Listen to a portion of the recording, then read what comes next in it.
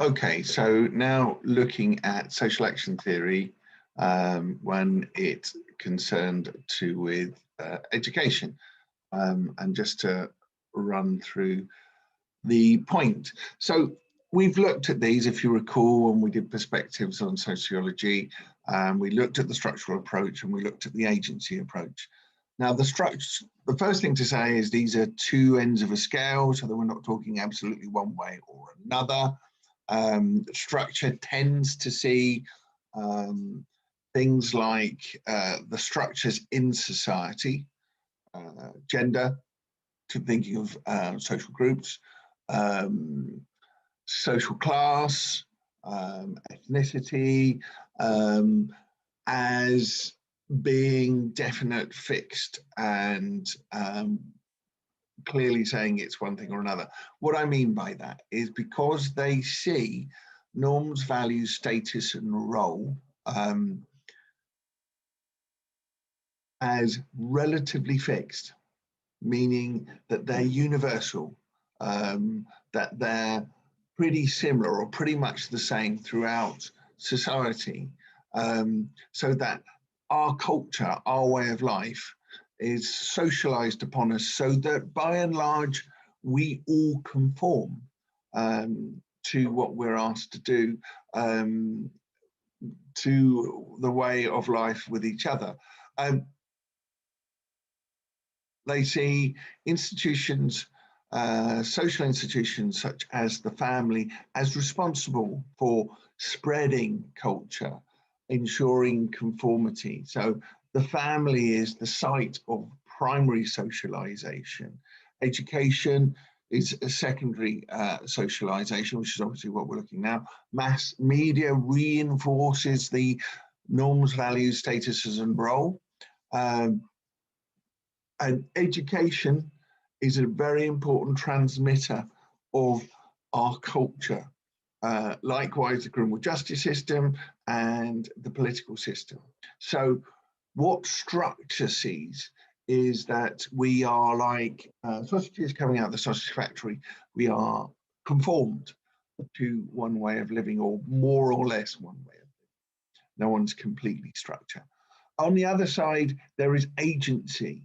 An agency says that the norms, values, status, and role that are there, and they are what they should be, but they are more negotiated. So, as opposed to the structural approach, what we're talking about here is that they're not the same, and to the extent that when you think of social constructs, one of the key terms of the social constructions, one of the key terms that agency will look at, what they will focus on is the difference between us in terms of non-conformity, diversity.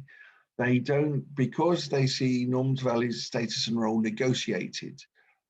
They don't see us all being produced the same way, and that there is infinite variety. This means that they have a different view of things like social class, and in fact, certain agency theories believe that social class, that gender and ethnicity have less meaning, are, if you like, an artifact of what researchers are looking for, and that they don't exist in the way that structuralists will see them as. And in that way, they have a different way of coming out with answers.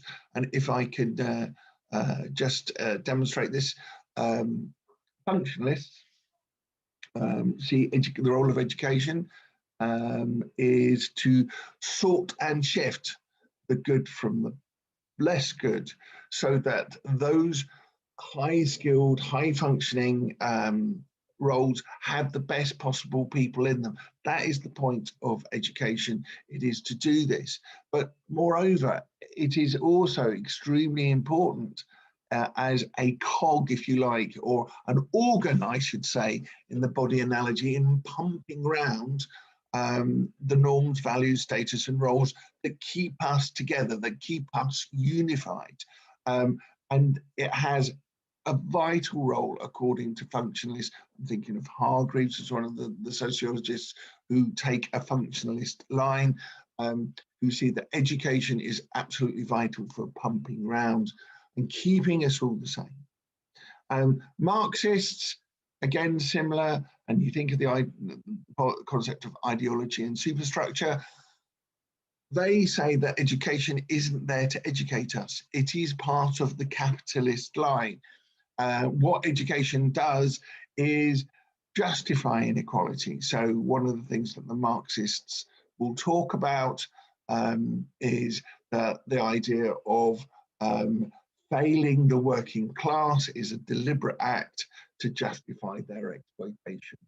And they point out that the idea of meritocracy, that is, you work hard, you got intelligence, you get good grades, you get a good job, is a myth. So the functionalist idea of meritocracy is a myth, and it's propagated for the benefit of the bourgeoisie. Moving on to the micro stance and looking at interpretivism directly and going perhaps in a bit more detail.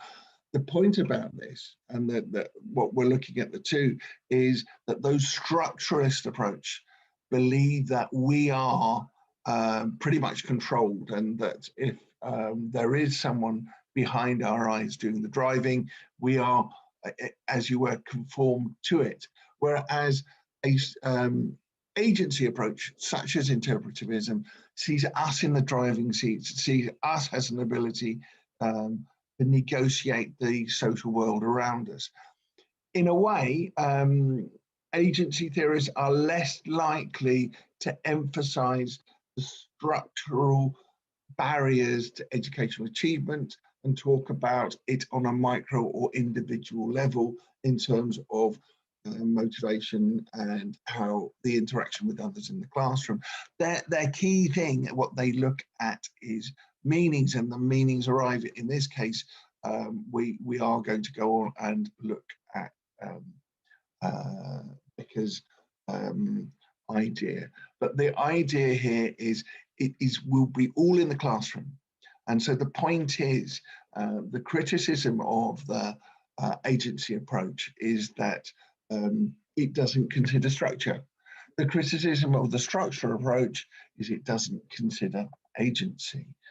Meanings are negotiated in the agency approach, so structure makes less and less sense.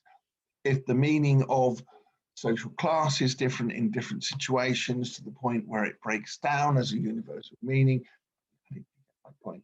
What they look at is a stock of meanings that can be negotiated.